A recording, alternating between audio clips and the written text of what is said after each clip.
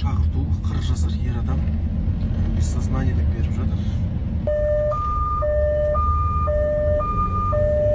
Барысында ес түссіз бір жақ шетінен жатыр. Бірден тексеріп қарадық, давление естілмейді. Әйелі келді, ара шаққаннан кейін жағдай осылай күрт нашарлады деп. Бірден алғаш көмек көрсетілді, екі жақты катетеризация. Давлениесі 0 болған себепті адреналин 1 миллилитрді 200 физрастворға құйып, тамшылатып енгізілді. Давлениесі 70-ке дейін көтерілді.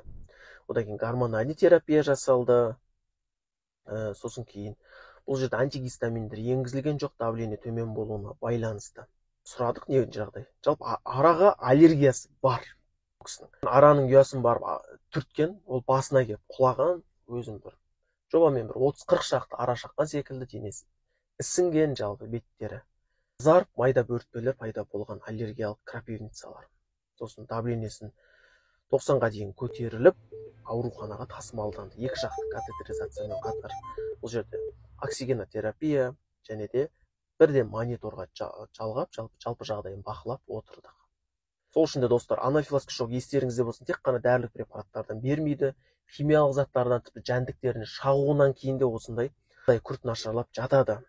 Сол үшін бірден жағдайы, мысалы, күрт нашарлағанда, ара шаққаннан кейін осындай жағдайда супрастин салып қойып отырғандарыңыз жарамайды. Лучше скорый шақырғандарыңыз жөн.